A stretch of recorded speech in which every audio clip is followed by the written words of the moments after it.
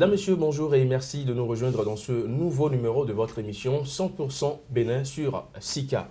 Au Bénin, il est de notoriété publique qu'une réforme du système partisan s'impose. Une réforme qui figure en bonne place au sein du programme d'action du président Patrice Talon et qui devrait à terme permettre d'éclaircir un paysage politique pléthorique et alambiqué. Ce formatage propose un modèle de grand bloc où seront désormais fusionnés le parterre de plus de 200 partis présents sur l'échiquier politique national. Dans ce contexte où l'on aspire au grand regroupement politique, certaines alliances continuent de perdre des plumes. Le dernier cas en date est celui des forces Cori pour un Bénin émergent FCBE qui subissent la défection du parti Congrès du Peuple pour le Progrès CPP, une troisième défection enregistrée par l'ancienne majorité présidentielle en moins d'un an. Face à ce tableau, on se demande bien les garanties qu'offrent les grands blocs politiques envisagés en ce qui concerne la stabilité de la classe politique. Mieux, quels sont les grands rassemblements politiques au regard de la recomposition actuelle du paysage politique? Eh bien, on fera le débat. Le débat, on le fera avec vous, Eugène Alosupo. Bonjour. Bonjour Emmanuel et bonjour aux amis téléspectateurs. Journaliste, vous êtes également le rédacteur-chef adjoint de Radio Soleil FM au Bénin. Merci d'être avec nous. C'est un plaisir. On fera également le débat avec vous, Josaphat Dabolino. Bonjour. Bonjour Crépé, bonjour chers téléspectateurs. Journaliste, vous êtes le rédacteur en chef du quotidien béninois d'information et d'analyse, le confrère de la matinée. Merci d'avoir accepté notre invitation. C'est un plaisir.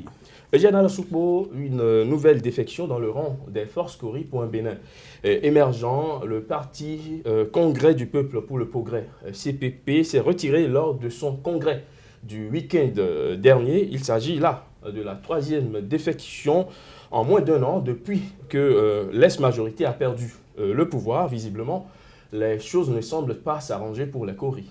Mais c'est dans le fonctionnement normal des choses. La FCBE existait autour d'une convergence d'action pour Boni Yayi. Aujourd'hui, Boni Yayi n'est plus au pouvoir. Je veux dire que les FCBE, ce sont les forces Cori pour un Bénin émergent, un conglomérat de partis politiques et qui soutenaient l'action du président Boni Yayi. Alors, les donnes ont changé depuis avril 2016 où un nouveau président de la République a été installé. Alors, on ne peut pas contraindre donc ces partis politiques à rester figés sur leur position. Et donc, il est de bon temps que ces partis cherchent leur marque pour se refaire sur l'échiquier politique national. Donc, je ne suis pas surpris de ce que de plus en plus et plus les jours avancent, vous constaterez que les FCBE vont se désagréger parce que les intérêts ne sont plus les mêmes, les initiatives politiques ne sont plus les mêmes, Boni Yayi est parti, et celui qui est là s'appelle Patrice Talon, et le rôle d'un parti politique, c'est de gérer le pouvoir, mais aussi de contribuer à la gestion du pouvoir. Ils chercheront peut-être, si les conditions sont favorables, à se rapprocher plus ou moins du pouvoir déjà existant, quitte à tirer profit de cette position ou quitte à contribuer à l'œuvre de la reconstruction du pays. Josaphat Dabolino, au vu des derniers développements de l'actualité, est-ce qu'on n'est pas en droit de penser que le navire FCBE est définitivement en train de prendre de l'eau? Non, je ne dirais pas définitivement, ça peut renaître de ses cendres. Tout est encore possible avec cette coalition politique. C'est encore possible parce que dans la coalition, dans cette famille politique, il y a encore d'autres partis. Il y a d'autres mouvements, il y a d'autres regroupements politiques qui forment déjà, en tout cas pour l'instant, ce conglomérat de partis politiques qui, entre-temps, avaient soutenu les actions du chef de l'État, Thomas Boni Yayi. Ce n'est pas définitivement parce que ça peut dandiner un peu, ça peut chavirer, le navire peut chavirer un peu, mais ils peuvent redresser la barre. C'est possible parce que nous avons encore des acteurs, nous avons encore des gens qui, à un moment donné, avaient contribué à l'animation de cette formation ou de cette famille politique. Au sein de cette famille politique. Donc, il y a encore des gens qui sont là. Donc, ils peuvent encore redresser cette barre-là pour redonner vie à cette formation politique. Mais il y a un mais. Le mais, c'est que est-ce que ça se ferait en tout cas à l'État, où aujourd'hui le leader même, c'est-à-dire et le coordonnateur, et celui autour duquel ils se sont réunis entre-temps pour porter le flambeau de cette famille politique, il y a déjà de détermination et il y a cette volonté au sein de ces personnalités. Donc s'il n'y en a pas, il serait un peu difficile de redresser cette barre. Mais si éventuellement les responsables, le coordonnateur national, Eugène Azatassou, qui coordonne les actions de cette formation politique, de cette coalition politique, si le chef de file, le leader même, Thomas Boni Yaye, qui était l'ancien président de la République du Bénin, prenait encore en charge les choses et disent, bon, aujourd'hui nous voulons, ou à présent nous voulons redresser la barre, nous voulons relancer les activités et effectivement animer la vie politique dans le pays, ils peuvent encore le faire, c'est encore possible. Donc pour moi, définitivement, non, il y a encore de l'espoir, mais avoir toutes ces défections, on est en droit de se demander si éventuellement ça va encore exister quelque chose des forces Cori pour un Bénin émergent. Si ce n'est pas le cas, alors on va toujours attendre. Si on dit souvent quand il n'y a pas de décision et que vous n'avancez pas, c'est que vous reculez. Et tant qu'il n'y a pas de décision courageuse, audacieuse de la part de ces responsables à divers niveaux, c'est-à-dire au haut niveau de cette famille politique, il y aura toujours des versions parce qu'ils n'auront plus à avancer, ils vont reculer. Quand ils reculent, les gens vont se soustraire du lot et là, on n'aura plus à parler des FCBE. Il faut dire que les FCBE se sont formés autour de Boni Yaye. C'était l'intérêt du moment. Et il était président de la République. Alors, aujourd'hui, il ne l'est plus. Vous connaissez toute la puissance d'un président de la République.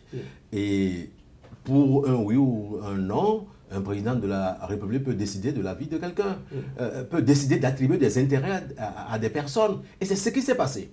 Il y en a qui ont dû former des partis politiques qui aujourd'hui sont membres des FCBE juste pour bénéficier de la prébendace à un moment donné parce qu'il y avait des positions de directeur de société, il y avait des positions administratives à occuper et qui ne sont plus aujourd'hui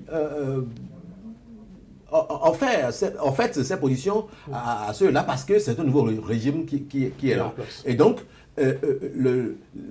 la désarticulation des FCBE va aller plus vite à partir du moment où nous avons des échéances électorales, notamment les législatives. Normalement, si elles ne sont pas reposées pour 2019, ces députés qui sont à l'Assemblée, qui sont FCBE, doivent se repositionner. Boni Yaye, qui était le maillard du système, n'est plus en bonne position. Quoi qu'on dise, il a son mot à dire, mais ce n'est plus le président de la République à qui il faut obéir, à qui il faut faire allégeance tout court. Et donc, chacun prendra son destin en main.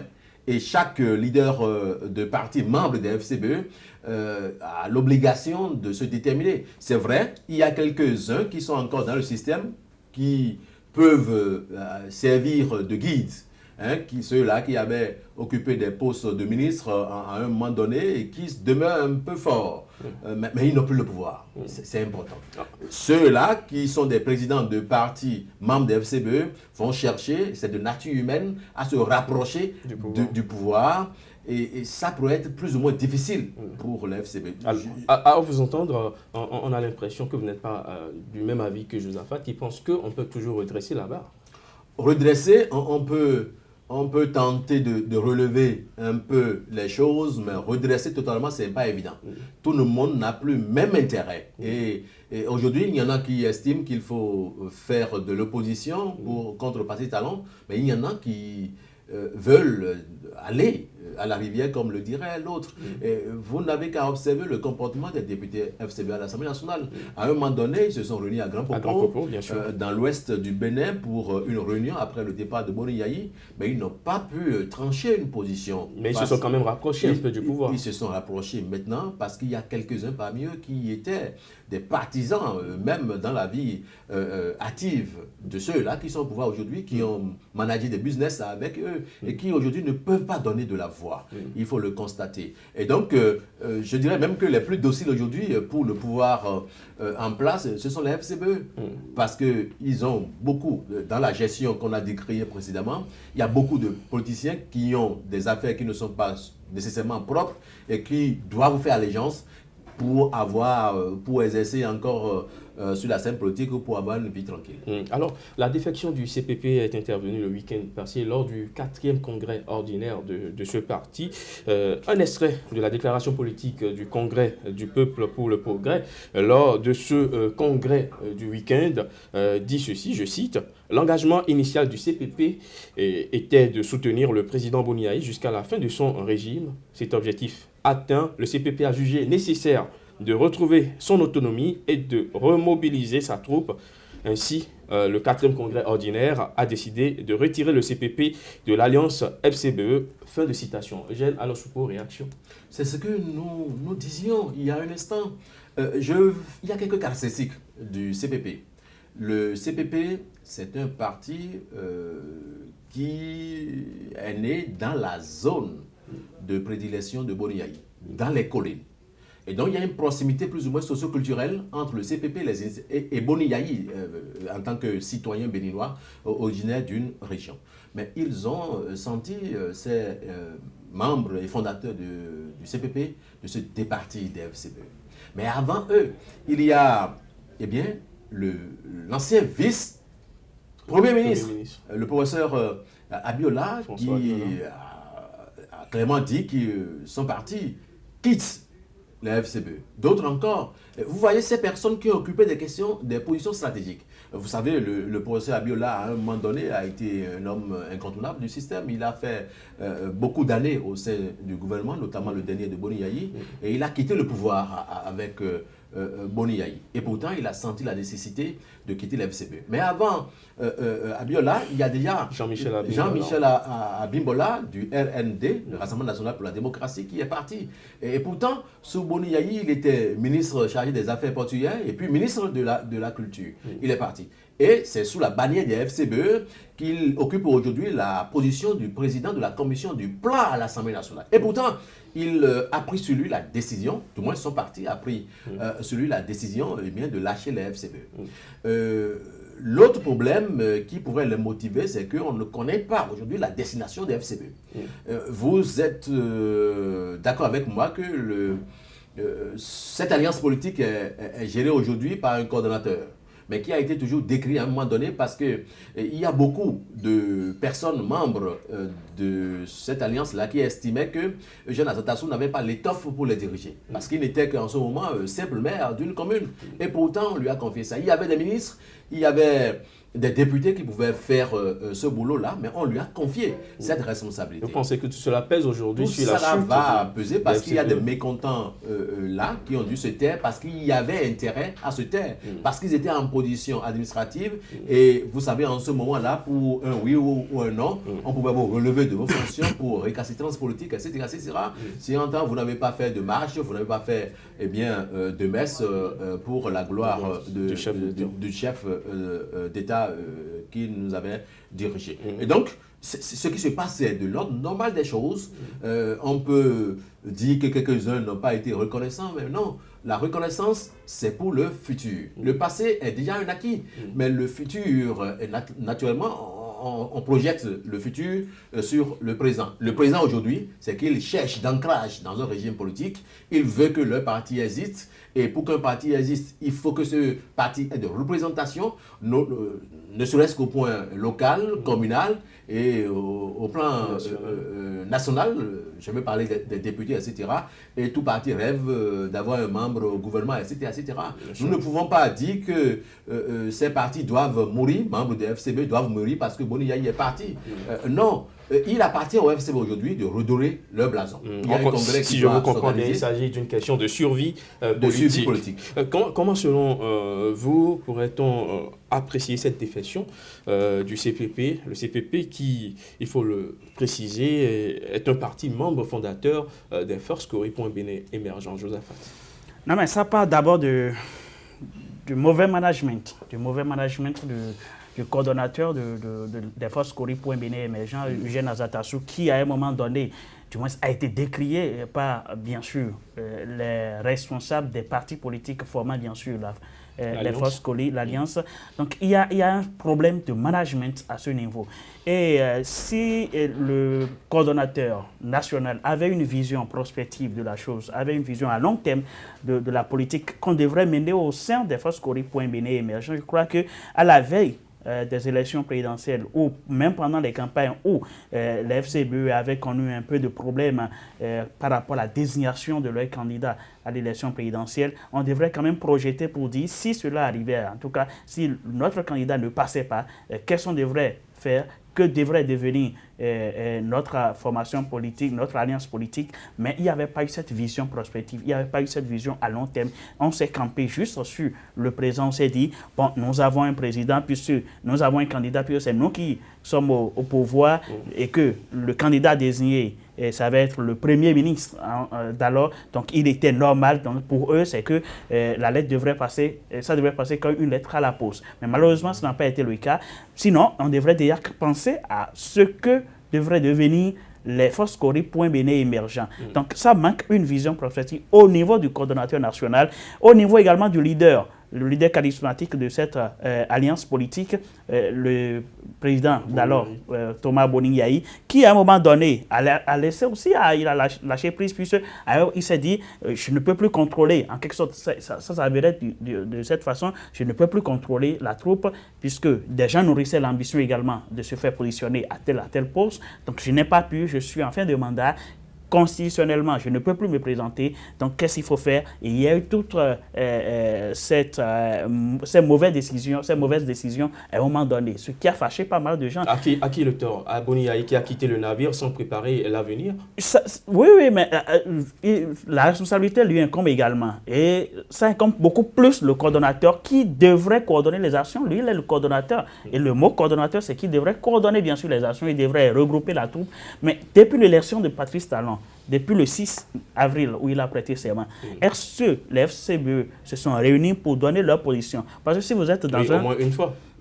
Comment ils ne se sont pas prononcés pour donner, ils ont dit qu'ils vont revenir à travers un congrès. Le congrès qui était annoncé avant fin 2016 n'a pas pu se tenir. Aujourd'hui, nous sommes en février 2017. Est-ce que les gens véritablement pourront faire ce congrès encore qu'il y a des défections? C'est que si vous êtes dans un navire, que ça n'avance pas, on sent qu'on recule. Et quand vous reculez, vous soustrayez du lot et vous vous mettez à l'écart pour se faire une peau neuve, pour chercher à faire aussi, à trouver aussi homme sous le régime actuel. Et c'est ce qui se passe. Maintenant, je reste encore sur la position du fait qu'on peut redorer le blason des FCBE et que renaître encore cette alliance politique, c'est encore possible.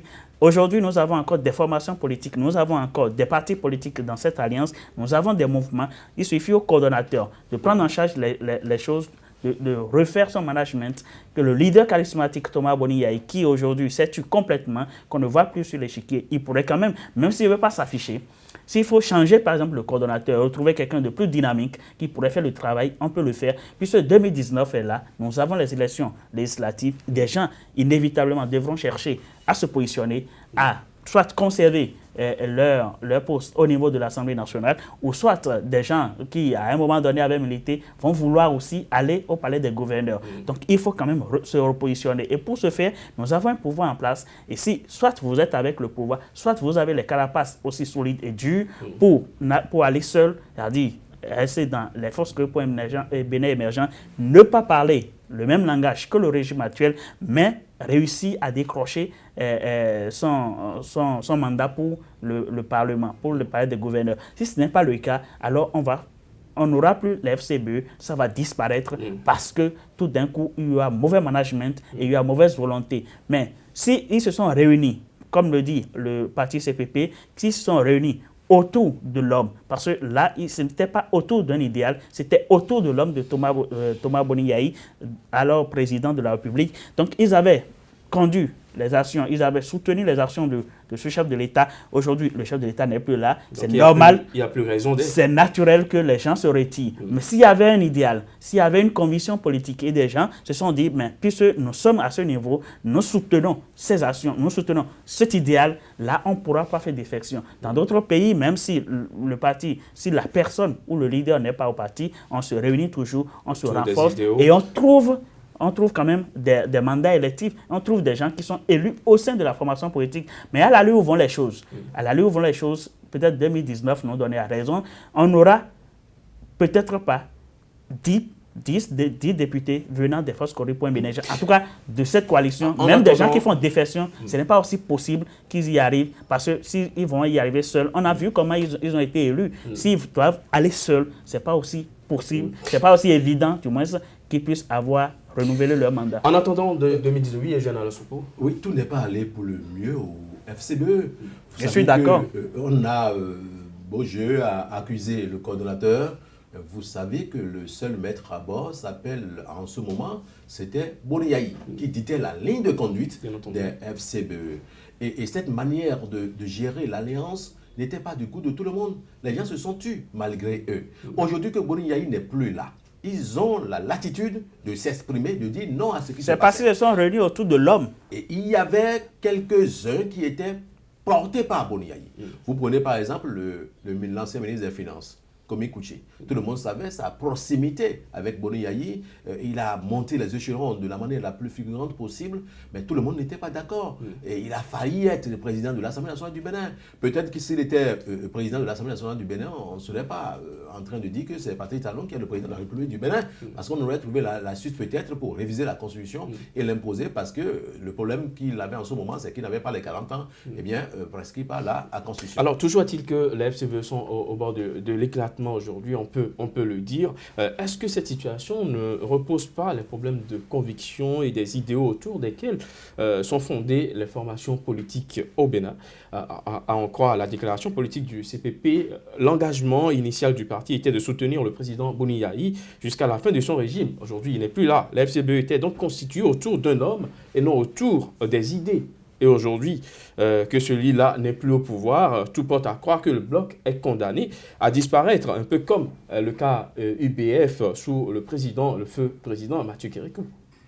Je ne dirais pas que les FCBE sont en éclat. Je dirais que les FCBE sont dans un processus de désagrégation naturelle. Parce que tout le monde, on a formé ce conglomérat-là à partir de toutes les pierres, même les plus mauvaises. Parce que, eh bien, pour ne pas le répéter, il y avait un homme de qui on voulait se rapprocher. Aujourd'hui, la question de conviction et d'idéal se pose de façon fondamentale. Et ce n'est pas une question nouvelle, c'est une question qui devrait faire réfléchir tout analyste, et notamment les hommes politiques. Dans tous les cas, au Bénin, et je peux me tromper, la première matière sur laquelle surfe le politicien ou le responsable de parti politique, c'est d'abord ses intérêts. Et lorsque vous avez les intérêts, la conviction et l'idéologie sont bafouées. On a besoin d'être ministre, eh bien, on déclare son soutien au président qui est en place, et eh bien, on fait quelques déclarations, et puis soit on est ministre, on est directeur de société, etc.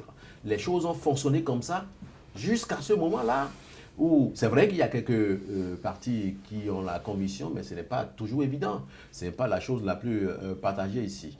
Et donc la question de l'idéologie, mais fondamentalement, connaissons-nous les idéologies, les fondements des partis politiques que nous avons, les 200 et quelques que nous avons à l'intérieur du pays? Ce n'est pas évident.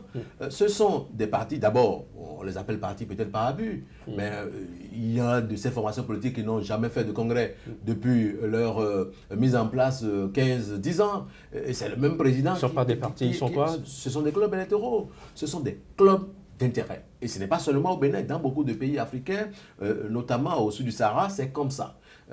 Parce qu'on a besoin de former un parti politique pour porter la voix d'une communauté. Parce qu'on estime que cette communauté a été bien maltraitée par un régime dont le leader était d'une autre partie du pays et que eh bien, ce groupe socio-culturel n'a pas été avantagé. Ce sont les donnes réelles et à la limite sociales qui influencent aujourd'hui la politique au plan africain et notamment au Bénin. C'est une nouvelle école qu'il faut prescrire parce que les responsables, les fondateurs de ces partis-là malheureusement, ne cède pas la place aux plus jeunes qui puissent faire valoir l'idéologie. Vous savez, tous les problèmes qu'il y a sur le terrain, quand on veut positionner les gens sur les listes électorales, c'est le président du parti qui décide. C'est vrai aussi que nous n'avons pas, ces membres de parti n'ont pas l'idée militante. Parce que lorsque vous êtes membre d'un parti politique, vous devez vous cotiser, vous devez participer aux formations, vous devez faire un certain nombre de choses. C'est écrit. L'animation de la vie politique au Bénin, c'est contenu dans un texte. Il y a une loi qui détermine les conditions de l'animation de la vie politique. Malheureusement, les textes ne sont pas appliqués. Les textes ne sont pas appliqués et on y est. On y est. J'ose croire que les réformes annoncées du système partisan vont apporter un souffle nouveau au fonctionnement des partis politiques au Bénin. Mais l'État a ses responsabilités. Que peuvent valoir cette réforme du système partisan sans les idéologies, sans la conviction? On y reviendra, Eugène. Alors, Soukmou, en attendant, je me tourne vers vous. Josaphat, les FCBE, les Forces Cory pour un Bénin émergent, seraient-ils finalement condamnés à un destin comme celui des UBF sous le feu président Mathieu Kérékou? À l'allure où vont les choses, je dirais oui. Je répondrai oui sans hésiter, puisque si rien n'est fait, les FCBE vont disparaître. On n'aura plus à parler d'eux. Serait fini. Chacun va se chercher. Et c'est ça ce qu'on dit depuis longtemps. Je pense que sur cette question, ça pose, moi, le problème du militantisme. Ça pose le problème de conviction politique. Parce que au Bénin, même si les terres sont là, nous avons cette volonté, cette mauvaise volonté, je dirais, de ne pas respecter les textes qu'on s'est donnés nous-mêmes.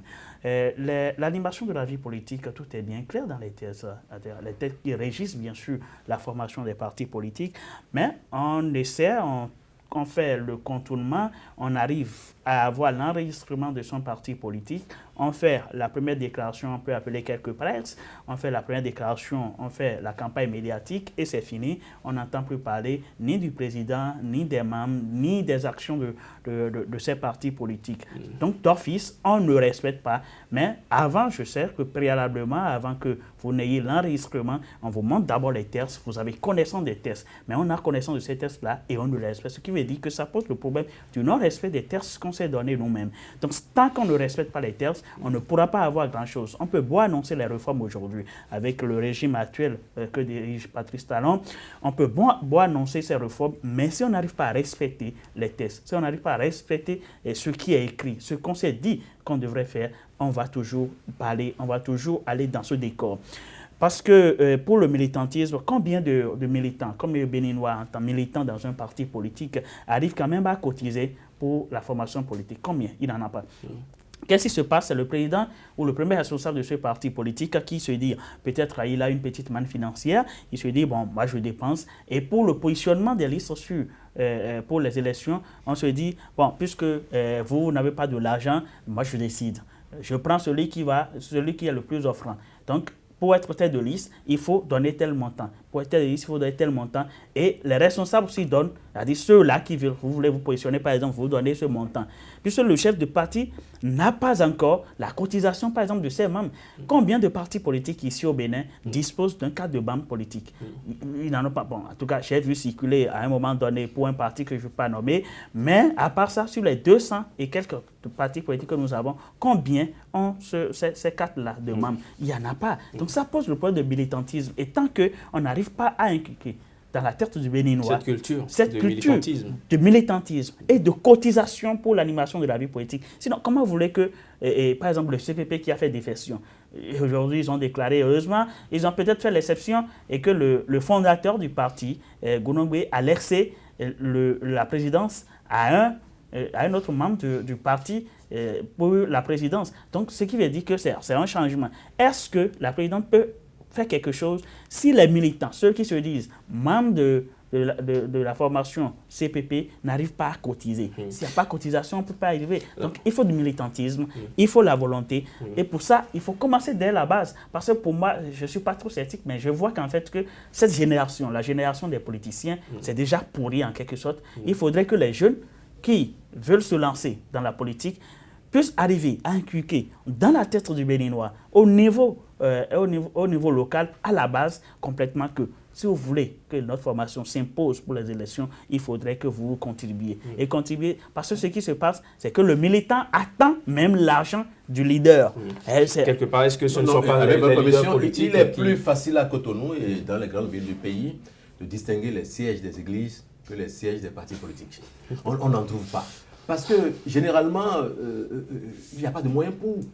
Il n'y a pas. Or, un siège, c'est au moins la première caractéristique d'un parti politique. En plus des logos, en plus des slogans, etc. Mais on n'en a pas. Il y a des partis même qui n'ont pas de slogan. Alors, en plus de ça, il y a une réalité fondamentale que l'ombre des présidents fondateurs plane sur les partis politiques. Parce que généralement, il faudra faire alliance à ceux-là pour avoir quelques prébendes, quelques facettes à l'intérieur. Donc tout le monde s'aligne derrière ceux-là juste pour avoir des avantages. On va évoluer dans ce débat, Jeanne. Alors, Soupo, je posais la question tantôt, que peuvent valoir la réforme du système partisan sans les idéologies, sans la conviction politique? Nous rendons compte qu'à l'étape actuelle, tout ça n'existe pas. Ça n'existe pas. Et nous venons de plus de 27 ans de démocratie. Ça n'existe pas. Et donc, il faut revoir la chose. On peut espérer que, par le biais des réformes, il puisse y avoir quelques innovations qui fassent de nouveautés. Mais attention, ce sont les mêmes hommes qui sont là. Ce sont les mêmes politiciens qui demeurent. L'essentiel, c'est l'ossature des tests qu'on aura introduits dans les réformes. Est-ce qu'on pourra continuer à appeler parti politique un parti qui n'a pas fait de congrès depuis 15-20 ans? Ce sont des donnes fondamentales qu'il faut améliorer.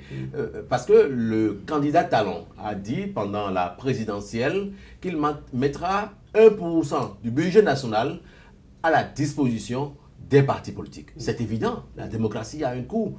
Mais tout ce que nous gérons aujourd'hui, généralement, qu'est-ce qui se passe au pays? Vous n'avez pas de président depuis 90 que nous avons fait la conférence nationale, de présidents qui proviennent typiquement d'un milieu politique fort. Vous n'en avez pas trouvé parce que, on n'a pas fait l'effort d'inculquer cette culture dans nos partis et politiques. Alors, si les partis ont 1% désormais du budget national à leur fonctionnement, certainement il y aura des règles qui seront fixées parce que je n'ose pas croire que l'État va disperser ses ressources dans 200 ou 300 partis politiques.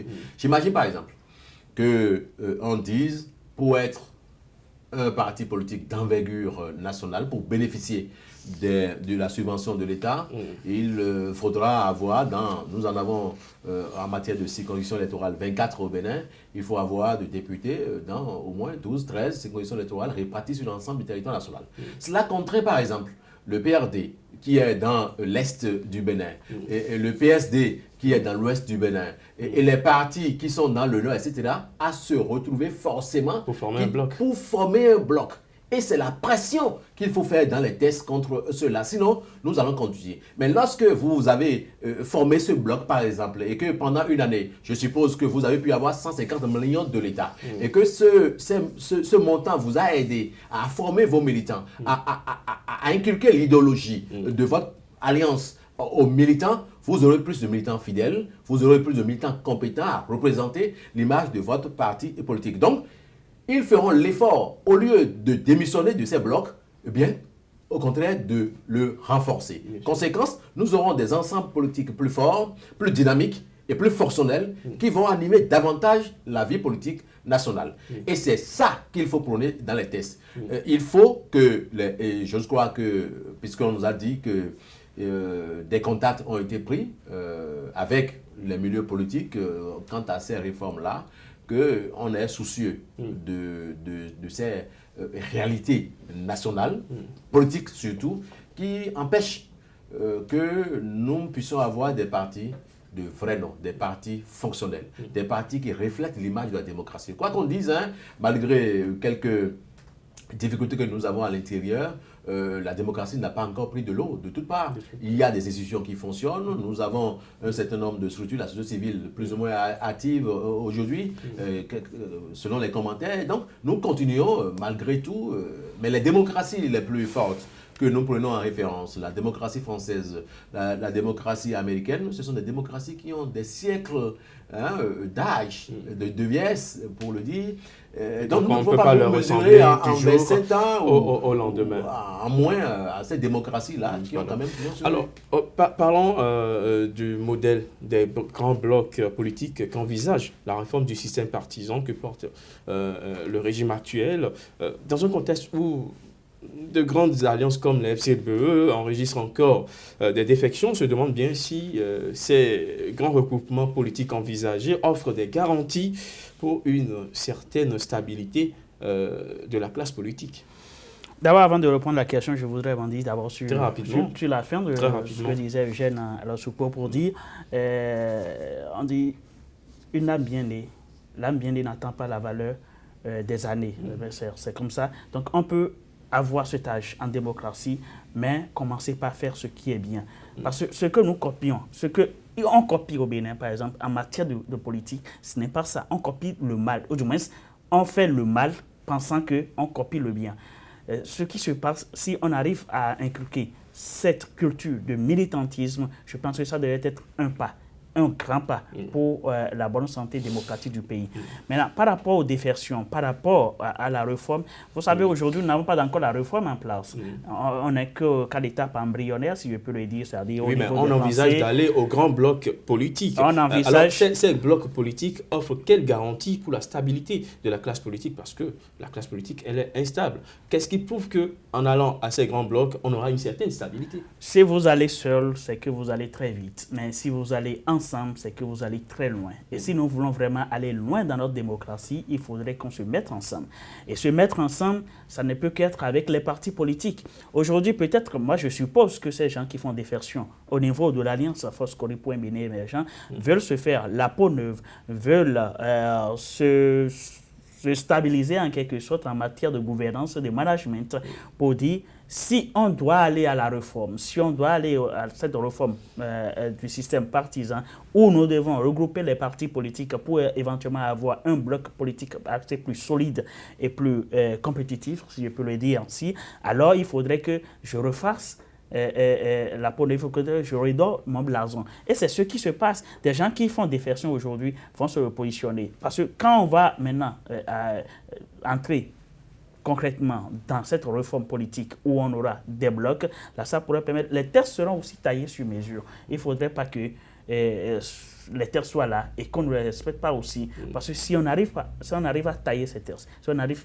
à bien définir les conditions d'accès, les conditions pour le fonctionnement, l'organisation de ces blocs politiques, là, avant d'entrer, vous prenez conscience, vous prenez connaissance et vous vous engagez. Plus vous engagez, vous êtes tenu de respecter votre engagement. Parce que le Béninois, la grande majorité ne respecte pas ses engagements en matière, bien sûr, des terres, en matière des lois. Mais aujourd'hui, si on veut faire des réformes, il faudrait, c'est pour ça que je parlais de la culture du respect de nos terres. Parce que si les terres sont là et que vous intégrez le bloc et vous ne respectez pas, ce qui veut dire que vous allez porter entorse, ça ne pourrait plus donner un avenir, un bel avenir. Donc tout dépendra des textes qui seront élaborés pour la réforme du système partisan. Et du respect également des partis qui vont s'engager pour ce bloc politique. Justement, Eugène Alosupo, les partis qui font défection aujourd'hui vont certainement se repositionner. Pour se dépositionner, permettez-moi le terme, est-ce qu'on va enregistrer ces dysfonctionnements pendant encore longtemps? Quelle garantie offrent les grands blocs envisagés? Les grands blocs devaient être le gage de la stabilité politique. Vous savez, un des mots qui mine les partis politiques, c'est la transhumance, par exemple, politique. Lorsque vous avez 2 à 3 députés et que 2 en arrivent à démissionner de votre parti, vous devenez faible. Mais si dans les tests aujourd'hui, on dit que lorsque vous êtes élu sur la liste d'un parti politique ou d'un bloc politique, vous êtes obligé d'y être pendant toute la législature, ça va discipliner, excusez-moi l'expression, quelques-uns qui ont tendance à jouer des astuces à l'intérieur du Parlement. Il faut que nous puissions faire en sorte que le milieu politique soit aussi un milieu sécurisé. tout le monde n'a pas la vocation d'être politicien. C'est sûr, il y en a qui ne pourront pas. Mais il y en a qui ont pris sur eux la résolution d'être politiciens. Malgré leur formation professionnelle, ils ne sont que des politiciens, ils vivent de la politique. Et c'est comme le milieu des affaires, et donc c'est un milieu à sécuriser. Et sécuriser, c'est inscrit dans les textes les conditions, de façon claire, les conditions d'existence des blocs politiques. Nous sommes d'accord et nous l'avons décrié que notre démocratie n'a pas besoin de 200-250 partis politiques. Encore que ces partis n'arrivent pas à faire des congrès, n'ont pas de logo, n'ont pas de siège, n'ont pas de conseillers locaux, n'ont pas de conseillers communaux, n'ont pas de représentants nationaux. N'ont pas de militants. N'ont pas de militants. Hein? Donc, tout le parti est dans le sac du président avec le logo et donc il se déplace avec. Ce n'est pas normal. Ce n'est pas comme ça une démocratie fonctionne. Et nous ne nous rapprocherons pas de sitôt de ce qui se passe dans les pays les plus avancés, les pays occidentaux, où vous avez la droite, la gauche, les démocrates, les républicains. Nous ne pouvons pas arriver là de sitôt. Mais on peut s'en rapprocher à partir du moment où eh bien, vous savez désormais que vous vous apprêtez à un bloc qui porte une idéologie. Vous avez eh bien, des députés à l'Assemblée nationale. Il y a des fonds qui sont alloués au fonctionnement de ces partis politiques avec un œil regardant de l'État. Tout cela reste dans un management politique qui doit ragaillardir la classe politique désuète que nous avons aujourd'hui. Je ne dis pas désuète du point de vue de la qualité de ceux qui l'animent, mais de la qualité des résultats obtenus du fonctionnement des partis politiques. Quoi qu'on dise, je ne suis pas pour les générations spontanées en politique parce que la politique, c'est une science. Ça s'apprend.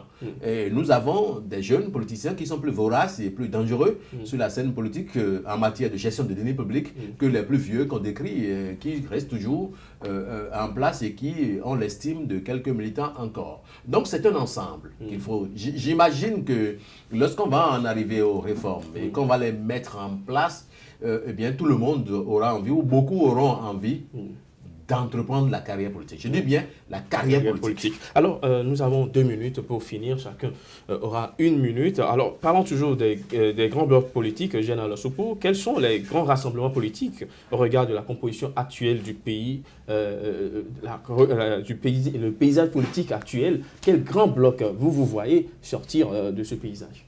Mais les plus forts vont se retrouver de façon automatique. Je prends par exemple un parti comme le PRD, fort dans l'Est du Bénin, eh bien, il va chercher le plus fort dans l'Ouest, et le plus fort dans le Nord, et le plus fort dans le Centre. Vous voyez le PRD se mettre avec l'Union fait la nation? Mais ce n'est pas interdit. Ce n'est pas interdit à partir du moment où le PRD a déjà délimité son territoire. Et l'entente à l'intérieur, c'est que chacun reste sur son territoire et reste prépondérant sur son territoire. Et donc, vous allez voir, les partis, excusez-moi, moyens, vont s'allier parce que les grands ont aussi besoin des partis moyens. Moi, si j'étais responsable d'un parti politique, je ferais en sorte que, les partis et les blocs avec qui je dois être aient des représentants à l'Assemblée nationale ou un certain nombre de conseillers communaux qui puissent me permettre eh bien, de faire les combats futurs. Josaphat, 3 pôles se dégagent. FCBE, PRD, Union fait la nation. Comment voyez-vous les grands blocs se constituer au regard de la polarisation actuelle? Non, c'est le schéma en fait. Mais malheureusement, vous savez, entre-temps, nous avons eu l'Union fait la nation qui devrait être un bloc politique imposant sur l'échiquier national, mais ce n'a pas été le cas. Espérons bien sûr avec la réforme, cette union pourrait quand même se refaire et pour donner bonnes choses. Tout qu'on fait, il y aura des alliances. Comme l'a dit Eugène, des gens vont se réunir, les forts vont se retrouver entre les forts, les moins forts vont vouloir se greffer également au plus fort, donc on aura une coalition. Sans oublier les faibles qui tout compte fait, exister. Tout compte fait, moi je veux mettre en garde les dirigeants du Bénin, parce que si on doit faire la réforme actuellement sous le régime Talon, je ne souhaiterais pas que le président de la République s'implique personnellement ou qu'on forme une coalition autour de sa personne, parce que quand on le fait, dès qu'il va quitter le pouvoir, on aura toujours le même problème. Donc, j'aurais souhaité qu'il soit en dehors de cette formation, qu'on forme les blocs et que les blocs puissent commencer par animer, mais qu'ils restent en dehors. Il peut être militant aussi, mais pas aussi leader qualitatif. Il y a des blocs qui vont se sentir proches du président. Merci à vous d'être passé sur le plateau de cette émission. Général Soupo, rédacteur en chef adjoint de Radio Soleil FM au Bénin. Josaphat Da Bolino, rédacteur en chef du quotidien béninois d'information et d'analyse. Le confrère de la matinée, merci d'être passé avec vos différentes analyses. Mesdames, Messieurs, ce sera tout pour aujourd'hui. Ravi d'avoir été en votre compagnie et très bonne suite des programmes sur SICA.